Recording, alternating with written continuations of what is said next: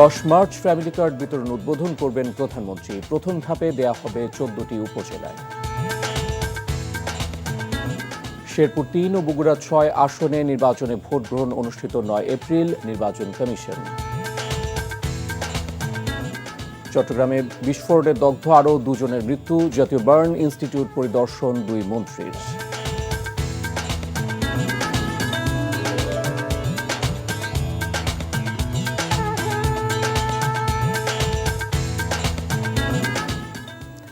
আসসালামু আলাইকুম, মোহাম্মদ ইফতেখার স্বাগত জানাচ্ছি এনটিভির দেশের খবরে। ক্রাউন সিমেন্ট শিরোনাম দেখছিলেন, এবার চলে যাব পুরো খবরে।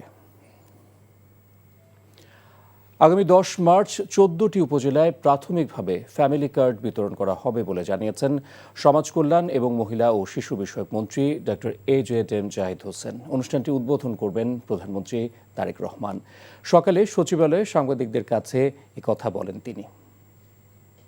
এই মুহূর্তে বাংলাদেশের 14টি উপজেলাকে আমরা চুজ করেছি, বাংলাদেশ বিভিন্ন বিভাগ হিসাব করে, এবং সেই 14টি জেলার উপজেলার মধ্যে থেকে একটা ইউনিয়নের একটা ওয়ার্ডকে আমরা ইউনিভার্সালি এখানে আপনার ফ্যামিলি কার্ড বিতরণ করা হবে এবং সেটার উদ্বোধন করবেন মাননীয় প্রধানমন্ত্রী ইনশাআল্লাহ আগামী 10ই মার্চ, এবং এটা কন্টিনিউয়াসলি চলবে এবং এই কার্যক্রম গ্রেজুয়ালি আপনার সারা বাংলাদেশে ছড়িয়ে দেওয়া হবে। স্থানীয় সরকার নির্বাচন দলীয় প্রতীকে অনুষ্ঠিত হবে কিনা তা সংসদে নির্ধারণ করা হবে বলে জানিয়েছেন LGRD মন্ত্রী মির্জা ফখরুল ইসলাম আলমগীর। নবনিযুক্ত 6 সিটি কর্পোরেশনের প্রশাসকদের কাজে যোগদান শেষে সাংবাদিকদের প্রশ্নের জবাবে তিনি এই কথা জানান। সিটি কর্পোরেশনগুলোতে আমলাদের থেকে রাজনীতিবিদরা ভালো করবেন বলেই তাদের এসব পদে নিয়োগ দেওয়া হয়েছে বলেও জানান মির্জা ফখরুল। নজরানা চৌধুরীর রিপোর্ট। গত রোববার রাতে রাজধানী ঢাকার 2 সিটি কর্পোরেশন সহ দেশের মোট 6 সিটি কর্পোরেশনের প্রশাসক হিসেবে 6 রাজনীতিবিদকে নিয়োগ দেয় সরকার। মঙ্গলবার দুপুরে তারা LGRD মন্ত্রীর সাথে দেখা করে তাদের পদে যোগদান করেন। এ সময় 6 সিটির প্রশাসকরা মশক নিধন, যানজট নিয়ন্ত্রণ, রাস্তাঘাট মেরামত সহ তাদের উপর অর্পিত দায়িত্ব সর্বোচ্চ গুরুত্ব দিয়ে পালন করবেন বলে জানান। আমরা অন্তত চেষ্টা করব যে জনগণের যে সমস্ত অভাব অভিযোগ যেগুলো আছে সেগুলো আমাদের পর্যায়ে, যেগুলো সমাধান করার সেগুলো আমাদের পর্যায়ে করব, যেগুলো আমাদের পর্যায়ে সম্ভব না সেগুলো সরকারের কাছে আমরা তুলে ধরবো। ইদানিংকালে পত্রপত্রিকায় দেখছি, কালকে থেকে হয়তো আমরা আরও বেশি করে মশকের বিষয়ে আমরা পত্রিকায় দেখতে পাবো, কারণ আজকে আমরা দায়িত্ব নিয়েছি। সেই দায়িত্ববোধ থেকে আমরা চেষ্টা চালিয়ে যাব যে মশাকে নিয়ন্ত্রণ কিভাবে করা যায়। আমরা যেহেতু অফিসে বসিনি, আগামীকালকে ইনশাআল্লাহ অফিসিয়ালভাবে অফিসে বসে দ্রুত গতিতে এটাকে নিয়ন্ত্রণের মধ্যে নিয়ে আসার চেষ্টা করব। নগরবাসীকে সুন্দর সার্ভিস দেওয়া এবং গত 18 মাসে যেটি সম্ভব হয় নাই, আসলে রাজনৈতিক নেতৃত্বই পারে জনগণের কাছাকাছি থেকেই জনগণের দুর্ভোগ লাগবে কাজ করতে। জনগণকে সেবা দেওয়ার ক্ষেত্রে আমলাদের থেকে রাজনীতিবিদরাই ভালো করবেন বলেই তাদেরকে এসব পদে নিয়োগ দেওয়া হয়েছে বলে জানান LGRD মন্ত্রী। যেসব স্থানীয় সরকার প্রতিষ্ঠানের মেয়াদ শেষ হয়েছে সেগুলোতে ধাপে ধাপে নির্বাচন দেওয়া হবে বলেও জানান তিনি। আমরা প্রশাসক নিয়োগ দিয়েছি, আপনার আগে ছিল সরকারি কর্মকর্তারা, সেখানে আমরা দিচ্ছি আপনার রাজনৈতিক ব্যক্তিদেরকে। আমরা মনে করছি যে রাজনৈতিক ব্যক্তিদের দিয়ে আমরা জনগণের সঙ্গে সম্পৃক্ততাটা বাড়বে, তাদের সমস্যাগুলোর সমাধান দ্রুত হবে। এটা হচ্ছে প্রথম কাজ। এবং যখনই একটা কর্পোরেশনের মেয়াদ যে বিষয়টা আসবে, গভর্নমেন্টের সিদ্ধান্ত যে ইলেকশন হবে, দলীয় প্রতীকে হবে নাকি আপনার দলীয় প্রতীকে হবে না, it will be decided in the parliament. পরে নতুন প্রশাসকরা শহীদ রাষ্ট্রপতি জিয়াউর রহমান ও সাবেক প্রধানমন্ত্রী বেগম খালেদা জিয়ার মাজারে শ্রদ্ধা নিবেদন করেন। নজরানা Chowdhury, NTV news, Dhaka.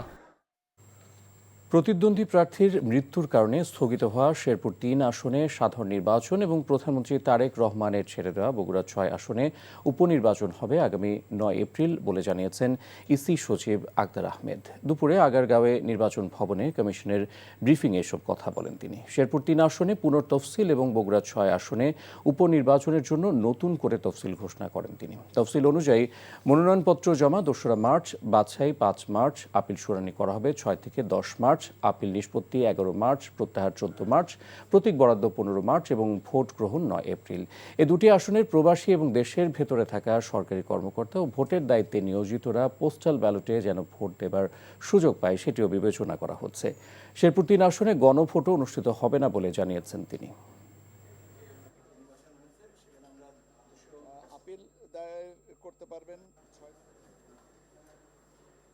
9 April আগামী বৃহস্পতিবার এই দুটো আসনের শেরপুর 3 এবং বগুড়া 6 এই দুটো আসনের ভোট গ্রহণ অনুষ্ঠিত হবে। বান্দরবানের নাইক্ষ্যংছড়ি উপজেলার আমতলী সীমান্ত দিয়ে বাংলাদেশে অনুপ্রবেশের সময় আরাকান আর্মির 3 সদস্যকে আটক করেছে বিজিবি। আইনশৃঙ্খলা বাহিনী জানায়, নাইক্ষ্যংছড়ি উপজেলার ঘুমধুম ইউনিয়নের আমতলী সীমান্ত এলাকা দিয়ে মিয়ানমারের আরাকান আর্মির 3 জন সদস্য বাংলাদেশে অনুপ্রবেশ করার সময় সীমান্তে টহলরত বিজিবি সদস্যরা তাদের আটক করে। পরে জিজ্ঞাসাবাদে তারা নিজেদের মিয়ানমারের সশস্ত্র সংগঠন আরাকান আর্মির সদস্য বলে পরিচয় দেয়। আটককৃতদের কাছ থেকে মিয়ানমারের মুদ্রা উদ্ধার করা হয়। খবর শেষ করছি, যাবার আগে ক্রাউন সিমেন্ট শিরোনামগুলো জানিয়ে দিব আরও একবার।